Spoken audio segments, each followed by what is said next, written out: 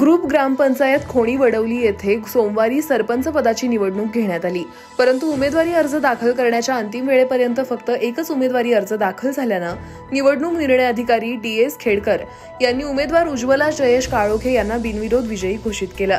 दरम्यान बिनविरोध विजयी झालेल्या उज्ज्वला जयेश काळोखे यांचं निवडणूक निर्णय अधिकारी DS खेडकर आणि ग्रामविकास अधिकारी दिलीप जरगे यांनी पुष्पगुच्छ देऊन अभिनंदन केलं। विशेष म्हणजे या ग्रामपंचायत विभागातील पगड्याच्या पाडा येथील ग्रामपंचायत सदस्यांना गेल्या 60 वर्षांमध्ये सरपंच पद मिळालं नव्हतं, ते आता उज्ज्वला जयेश काळोखे यांच्या रूपानं मिळाल्यानं येथील नागरिकांमध्ये मोठ्या उत्साहाचं वातावरण आहे। खोणी ग्रामपंचायत माजी सरपंच हनुमान ठोंबरे आणि शिवसेना कल्याण ग्रामीणचे महेश पाटील यांचं योग्य मार्गदर्शन मिळाल्यानं उज्ज्वला जयेश काळोखे यांचा विजयाचा मार्ग सुकर झाल्यानं त्या बिनविरोध निवडून आल्या। नवनियुक्त सरपंच उज्ज्वला जयेश काळोखे यांना शुभेच्छा देण्यासाठी नागरिकांसह राजकीय क्षेत्रातील मान्यवरांनी उपस्थिती लावली। यावेळी ब्रास बँडच्या तालावर नवनियुक्त सरपंचांची मिरवणूक काढण्यात आली।